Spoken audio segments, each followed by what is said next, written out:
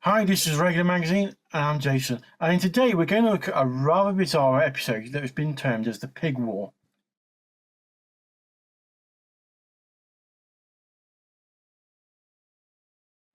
Nestled in the annals of peculiar international incidents is something that's referred to as the Pig War. It was pretty much largely a bloodless, it was a significant episode in the history of the San Juan Islands. Now, this sort of weird, curious conflict arose from a dispute over a pig and unfolded in the mid-19th century, revealing the complexities of border delineation and international diplomacy. Now, the origins of the Pig War can be traced back to the intricacies of border demarcation between the United States and British North America, which is now Canada. The Oregon Treaty of 1846 established the 49th parallel and the border between the US and British territories on the mainland, but it left the status of San Juan Islands pretty much unresolved.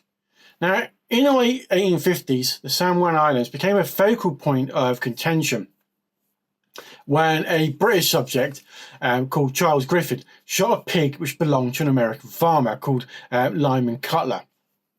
The pig had trespassed onto Griffin's garden, and the exasperated Cutler, defending his crops, took matters into his own hands.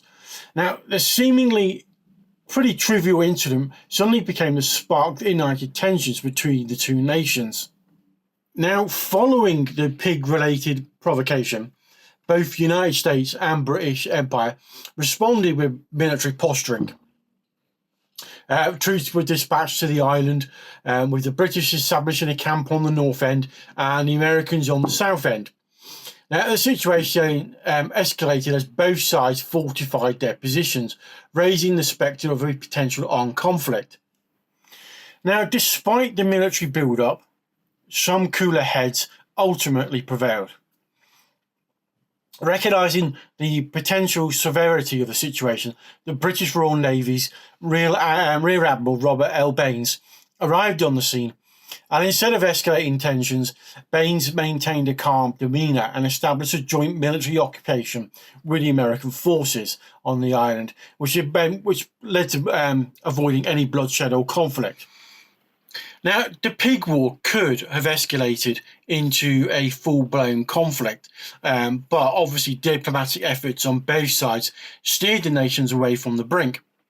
The diplomatic resolution came in the form of a Treaty of Washington in 1871, which appointed Emperor Wilhelm I of Germany as an arbitrator to settle the border dispute. The final decision awarded the San Juan Islands, including San Juan itself, to the United States. Now, the Pig War, despite its comical origins, has left a lasting legacy as a testament to the power of diplomacy in preventing unnecessary conflicts. San Juan Island, once a potential battleground over a wayward pig, now stands as a symbol of peaceful resolution and the enduring friendship between the United States and Canada. Now, the Pig War, with its rather odd and peculiar origins and peaceful resolution, stands out as quite an unusual, weird chapter in the history of border disputes. Beyond the humour of its name, the Pig War serves as a reminder of the importance of diplomatic dialogue and international cooperation in resolving conflicts, no matter how trivial or bizarre, weird their beginnings may be.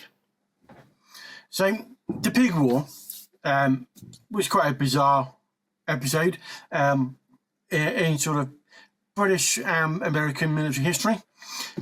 It didn't spark off into conflict, but why am I looking at it from a wargaming perspective? Well, this has the potential for a what-if scenario. We're talking pre-American Civil War. So we're talking the late 1840s to early 1850s. And this, we could go down the avenue of another conflict between Britain, Canada, and America. And it could make quite an interesting campaign, especially if it's that sort of before the American Civil War by over 10 years plus, and it's post-Napoleonic War, the big war in Europe, and the last conflict between America, Britain, and Canada was the 1812 war. So it's quite a nice sort of period of that between two big conflicts: the Napoleonics in Europe and the American Civil War in Americas. And we could have a what-if campaign. What if Britain, America, and Canada went back to war against each other? Technology has moved slightly on a little bit, not by much, but cannons have gotten better, musketry weapons have gotten better, but it's also that we could have this conflict all on these islands. It doesn't have. We don't necessarily have to go onto the American or Canadian mainland. It could be also in these islands. This conflict over these islands, and it could be quite an interesting one. You could incorporate naval battles into it as well, so you could do a combined land and sea campaign. You could be doing like blockades, because it would be very easy for America to blockade the seas around that area and stop reinforcements, especially when those reinforcements are coming from Britain or from Canada. And so it makes a nice what if in a period where we weren't at conflict, or there was no conflict with these nations between each other. But there had been prior ones before. So we had the War of 1812, and then we had the War of American Independence, where the Brits and Americans had fought against each other on 2 occasions. So this gives us a third one. And technology has moved on. Military technology has moved on slightly since those days. So it makes quite an interesting what if, and we could make it into a campaign. From island hopping, from those two camps, an incident sparks off another incident, and those two camps erupt into fighting each other, and it escalates.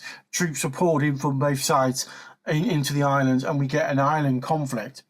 And so we can build our campaign from there. So that's why I'm looking at it. It's also an odd one. Potential war starting over a pig straying into someone's garden. That kind of makes quite an interesting start of a war. Anyway, that's all for this week. Don't forget to like and subscribe, and I shall see you next time.